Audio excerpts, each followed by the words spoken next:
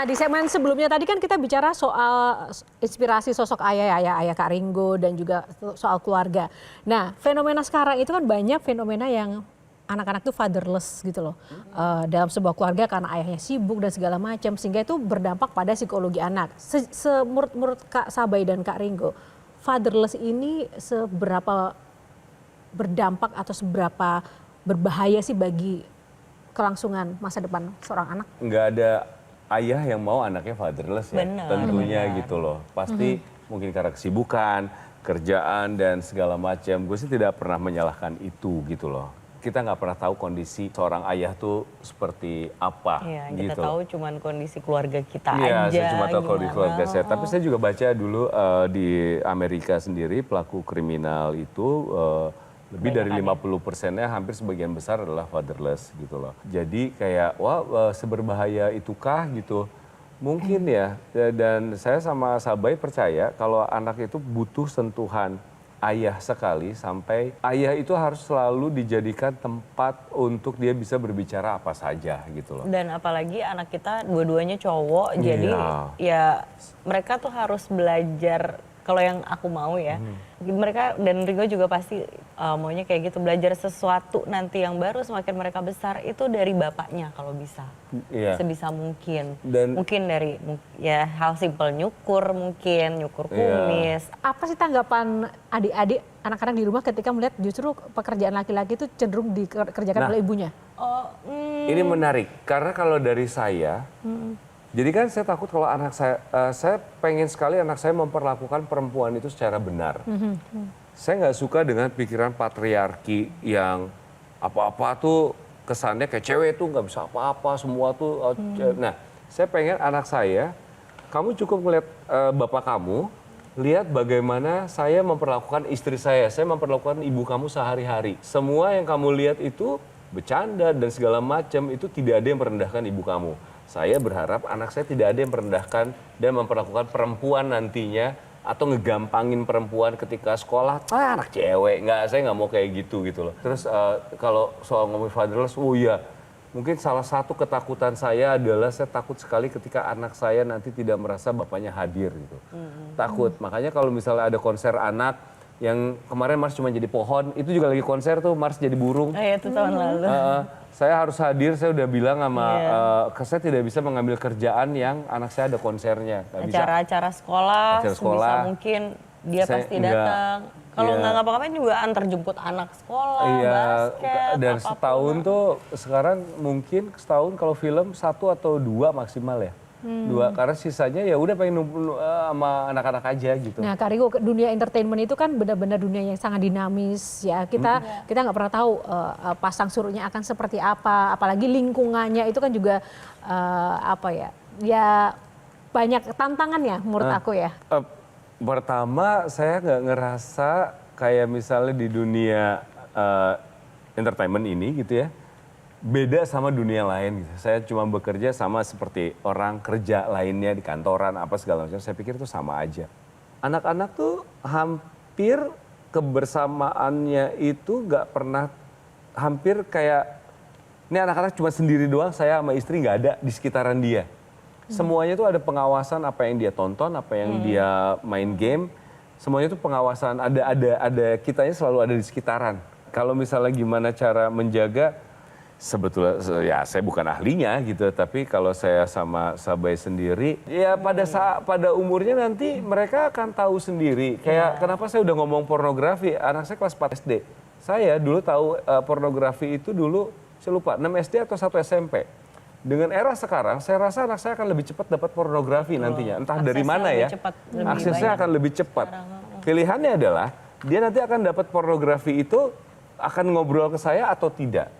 Tapi sekarang tuh saya kemarin udah sering baca-baca, nanya-nanya ke orang yang lebih paham. Kita udah ngomong yang kemarin di meja makan untuk perkenalan. Pornografi diciptakan memang untuk merusak otak laki-laki. Itu laki-laki sekali tujuannya, untuk laki-laki banget. Dimana perempuan objek, nantinya dari situ kamu akan ketagihan. Ketagihannya adalah mulai deh. Kamu nggak semangat, kamu sekarang suka basket. Nanti basket kamu jadinya nggak terlalu into lagi ke basket. Kamu lebih suka menyendiri. Kamu lebih langsung ke kecanduan. Itu kayak kecanduan gitu loh, Nak. Tapi kalau nanti saatnya kamu ketemu pornografi, ngomong ya, Baba nggak akan marah, kita obrolin aja. Kita obrolin aja, Baba cuman nggak pengen jadinya rusak gitu nak kamunya. Jadinya kayak misalnya horor, banyak orang takut sama film horor kan? Kayak apa saya selalu bilang kayak gitu. Karena kan kamu tahu sendiri horornya setannya bohong-bohongan, di make up. Baba pernah syuting horor, kadang-kadang makan siang Baba makan sama pocongnya bareng sebelahan. Ya itu kan di-create buat orang takut, padahal aslinya nggak gitu. Nah sama pornografi juga kayak gitu. Tapi nanti kalau kamu udah ready, entah kamu dapetinnya di mana, Baba sih nggak akan marah ya. Kita ngobrol. Terbuka lah. Saya melihat sebenarnya dua pasangan ini bisa beli rumah lebih besar. Aduh nggak bisa. Enggak, Tapi kemudian karena tadi dia bilang lebih bisa mengontrol anak, lebih bisa melihat anak. Lalu Mars atau Bjorka yang bilang bahwa rumah saya kecil, tapi yang penting bahagia. Itu Ajarannya dia. ajaran saya ke Bjorka selalu bilangnya, inget ya rumah kita itu kecil, jelek, tapi pasti dia otomatis jawabnya, tapi kitanya suka gitu. Yang penting kita suka. Karena dulu itu Bjorka pernah komen ke salah satu teman, namanya juga masih kecil ya, umur 2 tahun atau polos gitu. Terus dia ngeliat, itu rumah, ada rumah, itu rumah kecil banget ya. Bukan berarti rumah kecil tapi dalamnya bisa happy banget loh. Rumah kita emang kamu pikir gede, rumah kita tuh kecil banget. Tapi Baba suka banget loh di situ, enak banget loh di situ.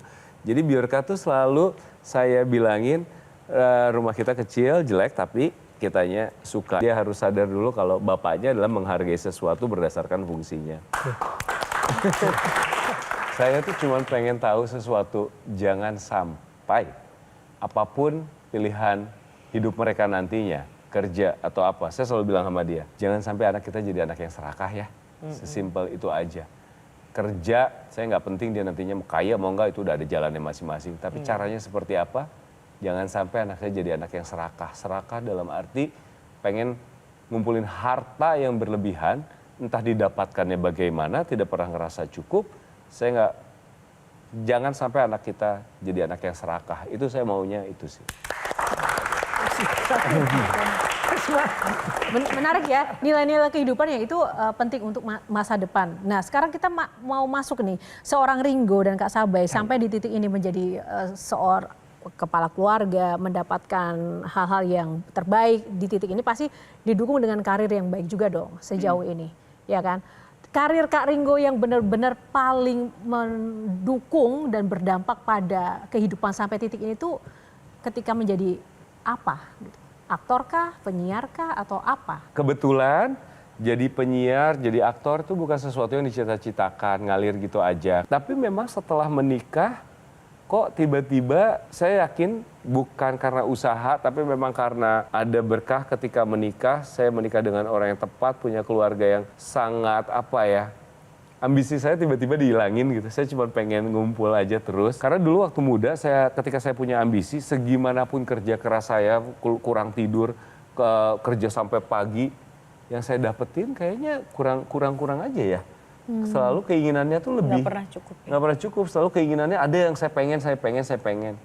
Tapi ketika menikah, saya ngerasa yang saya lakukan itu jauh lebih santai, tidak sekeras itu kerjanya. Tapi dapatnya adalah sesuatu yang bahkan tidak saya inginkan, saya dapatkan gitu loh. Kebahagiaan batin? Enggak cuma batin, semuanya liburan. Karena nggak ada ekspektasi yang tinggi, jadi ketika malah mendapatkan itu malah wow banget gitu. Kalau Kak Sabay sendiri nanti akan punya rencana balik lagi nggak ke dunia entertainment? Sejauh ini enggak sih, nggak ada rencana. Enggak, tapi sekarang ya untuk saat ini karena aku sangat-sangat menikmati menjadi ibu gitu. Jadi kayak aku karena terbiasa dari anak pertama sampai anak kedua, aku selalu ada setiap hari sama mereka, nggak pernah enggak. Setiap perkembangan mereka aku tahu, ada apa dengan mereka aku tahu, dan menikmati momennya itu sampai saat ini. Jadi kalau untuk balik lagi kayaknya udah biarin gue aja ya, karena dia menikmati juga itu dan aku yang kayak lebih seru ya sama anak-anak gitu. Maksudnya? Nah, saya juga pengen dia yang kerja, saya nggak ngapa-ngapain. Jelajahi cara baru mendapatkan informasi. Download Metro TV Extend sekarang.